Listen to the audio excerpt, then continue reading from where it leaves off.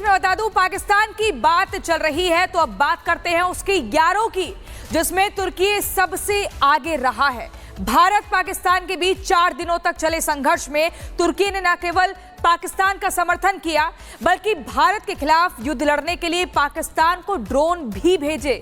तुर्की ने जिस तरह से इस पूरे संघर्ष में पाकिस्तान की मदद की है, उसके बाद भारत में बॉयकॉट तुर्की का ट्रेंड शुरू हो चुका है। ये रिपोर्ट देखिए।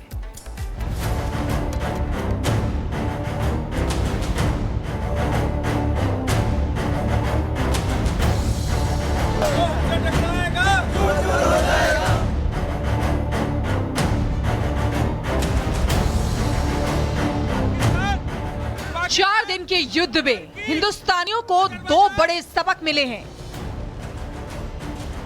पहला, हिंदुस्तान के लिए तुर्की हमेशा एहसान फरामोश रहेगा, और दूसरा, भारत को अब दोस्त और व्यापारिक साझेदारों में फर्क करना पड़ेगा। भारत को अब यह पता चल चुका है कि पाकिस्तान के पक्के दोस्त कौन कौन हैं, जिसमें सबसे बड़े नाम है चीन, तुर्की और अजरबैजान का। ये पाकिस्तान के ऐसे दोस्त हैं जिन्होंने खुलकर पाकिस्तान का पक्ष लिया, और इन तीनों देशों ने अपने दोहरे चरित्र का प्रदर्शन कर दिया। लेकिन इन तीनों देशों में भी भारत को सबसे ज्यादा हैरान तुर्की ने किया। साल 2023 में जब तुर्की में भूकंप से भयंकर तबाही मची थी, तब भारत सबसे पहले तुर्की को मदद पहुंचाने वाले देशों में शामिल था।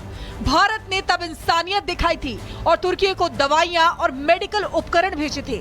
लेकिन 22 अप्रैल को हुए आतंकवादी हमले के बाद से लेकर अब तक एक बार भी तुर्की ने ये नहीं कहा कि पाकिस्तान आतंकियों पर लगाम कसे।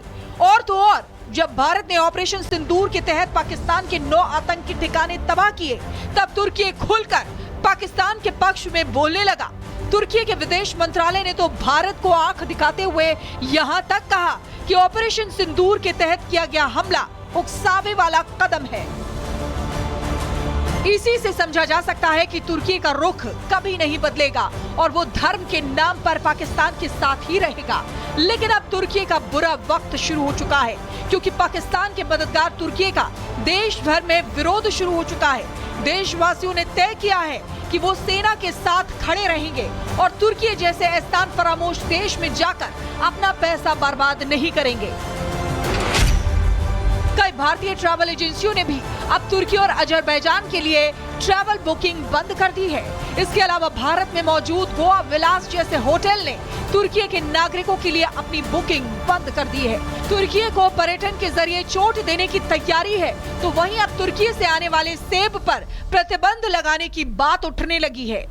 बॉयकॉट टर्किश आइटम इस वक्त हम मौजूद है साहिबाबाद मंडी में, और ये फल की मंडी है जहां पर भारी मात्रा में अब से पहले इंपोर्ट हुआ सेब आया करता था। इस वक्त आपको नजर आ रहा होगा मेरे आसपास भी सेब है, लेकिन अब पूरी तरीके से पूर्णतः इस मंडी में जो है सेब का बॉयकॉट चल रखा है, वो भी टर्किश मेड जो सेब है उसका बॉयकॉट लोग करते हुए नजर आ रहे हैं। खासतौर पर जो यहाँ पर व्यापारी है, जो मंडी में विक्रेता है, वो यहाँ पर जो टर्किश मेड सेब है उसका पूरी तरीके से बहिष्कार करते हुए नजर आ रहे हैं। जो पाकिस्तान सपोर्ट किया उसका सेब नहीं बेचेंगे हम, अपनी इंडिया का माल अपनी इंडिया बेचेंगे। ये आप कहाँ का बेच रहे हैं? कश्मीर अपना कश्मीर का है। अच्छा, और जो लोग टर्की का बेच रहे हैं उसके लिए हम नहीं बेच रहे, हमें पता कौन बेच रहा है। अब बेच रहा होगा तो उसको नहीं बेचना चाहिए। नहीं बेचना चाहिए, नहीं बेचना चाहिए। अपने इंडिया का बेचो, अपने देश का बेचो। कोई गलत करा फिर वो हमारे लिए दुश्मन है, वो भी टर्की भी। जैसे पाकिस्तान हमारा दुश्मन है, ऐसे ही हम हमारे लिए टर्की भी दुश्मन है। बिल्कुल बाइकआउट करते हैं हम टर्की का और पाकिस्तान का। आपने अब जितना माल था सब हटा दिया? बिल्कुल हटा दिया। हमारे 4 बक्से बचे हैं, बेच के हम खत्म कर देंगे, फिनिश। भारतीय कारोबारियों ने सिर्फ तुर्की से आयात होने वाले सेब को ही खरीदना बंद नहीं किया है, बल्कि उदयपुर के मार्बल कारोबारी तुर्की से व्यापार रोकने पर फैसला कर चुके हैं। भारत और पाकिस्तान के बीच संघर्ष विराम हो चुका है, लेकिन पाकिस्तान का जिस तरह से तुर्की ने इस संघर्ष के बीच खुलकर समर्थन किया, तो अब भारत में बाइकॉट तुर्की को लेकर मुहिम बहुत तेज हो चुकी है। हम इस वक्त उदयपुर में मौजूद हैं और उदयपुर मार्बल प्रोसेसिंग एसोसिएशन ने अब ये निर्णय लिया है कि उदयपुर से इंपोर्ट होने वाला जितना भी मार्बल का सामान है वो पूरी तरह से अब उदयपुर में बैन हो जाएगा। टर्की से जो माल आयात हो रहा है उसको बाइकआउट करें। सर्वमान्य से हमने निर्णय लिया कि अब जो नेक्स्ट, जब तक पाकिस्तान का सपोर्ट खुले हम टर्की करेगा, तो हम हमारे लेवल पे, एसोसिएशन के लेवल पे हम माल उसका नहीं इंपोर्ट करेंगे और बाइकआउट करेंगे।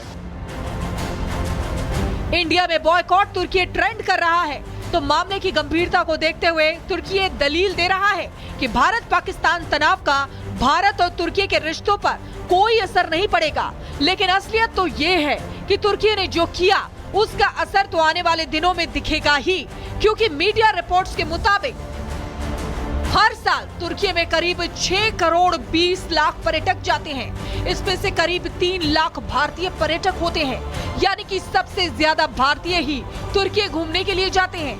पर्यटकों से होने वाली कमाई तुर्की की अर्थव्यवस्था की मजबूत कड़ी रही है। आंकड़ों पर नजर डालें, साल 2022 में 2,31,500 पर्यटक तुर्की गए। साल 2023 में 2,74,159 भारतीय पर्यटक तुर्की गए। साल 2024 में 3,30,985 पर्यटक तुर्की घूमने गए। भारतीय पर्यटकों का तुर्की में औसत खर्च करीब $1,000 प्रति पर्यटक रहा।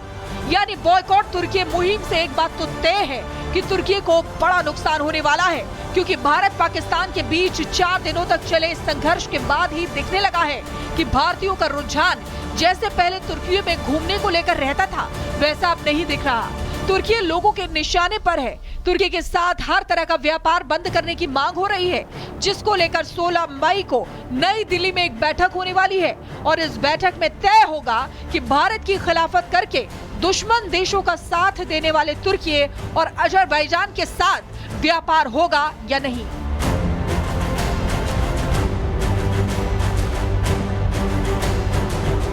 Bureau report, Republic Bharat. और इस बीच बड़ी खबर, तुर्की के बहिष्कार पर बोले सीएम फडणवीस, आतंक का साथ देने वालों को सबक सिखाना जरूरी है। जो आतंक का साथ देंगे उनको सबक जरूर सिखाया जाएगा और वो जरूरी है।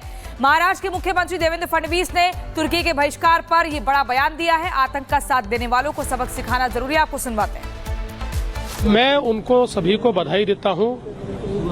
नेशन फर्स्ट ये हमारी भूमिका होनी चाहिए और देश के दुश्मनों को, और केवल देश के नहीं, मानवता के दुश्मन जिस बर्बरता के साथ हमारे लोगों को पहलगाम में मारा गया, इसी बर्बरता कोई अगर देश करता है और उसको कोई साथ देता है तो ऐसे देशों को भी सबक सिखाना जरूरी है। मुझे ऐसा लगता है कि अगर इस प्रकार से ऑर्गेनिकली लोगों में नेशन फर्स्ट की भावना तैयार हो रही है, मैं इसका स्वागत करता हूं। और बड़ी खबर, तुर्की पर बोले महाराष्ट्र के डिप्टी सीएम एकनाथ शिंदे, तुर्की का बहिष्कार होना चाहिए। तुर्की का बहिष्कार होना चाहिए क्योंकि बार बार ये कहा जा रहा है कि हमारा दुश्मन पाकिस्तान और दुश्मन देश का अगर कोई दोस्त है तो वो भारत का दुश्मन ही माना जाएगा। इसलिए जमकर भारत में विरोध किया जा रहा है, क्योंकि जब ऑपरेशन सिंदूर चल रहा था उस वक्त तुर्की ने पाकिस्तान की मदद की। को बाइकआउट किया है पुणे के व्यापारियों ने, राजस्थान में भी व्यापारियों ने मार्बल में बहिष्कार डाला है, इधर एप्पल पे बहिष्कार डाला है। मैं इनका स्वागत करता हूं। ये देशभक्ति का एक लक्षण है और जो ये करेंगे, जो पाकिस्तान को सपोर्ट करेंगे, ये तुर्कस्तान ने पाकिस्तान को सपोर्ट किया था, जो पाकिस्तान ने हमारे बेकसूर लोगों को मारा था, और इसलिए तुर्कस्तान के ऊपर पूरा बहिष्कार डालना चाहिए। और इस बीच आपको बता दें, राजस्थान के उदयपुर में भी तुर्की के खिलाफ जबरदस्त आक्रोश है। मार्बल व्यापारियों ने तुर्की के खिलाफ बॉयकॉट का बिगुल फूंक दिया है। कैसे, आपको तस्वीरें दिखा रहे हैं। ये आप देखिए, ग्राउंड जीरो पर हमारी टीम पहुंची, वहां पर जायजा लिया। सुनिए क्या कुछ कह रहे हैं लोग। हमारे साथ उदयपुर के व्यवसायी भी हैं और साथ ही एसोसिएशन के कुछ मेंबर भी हैं, उनसे भी हम बात करेंगे।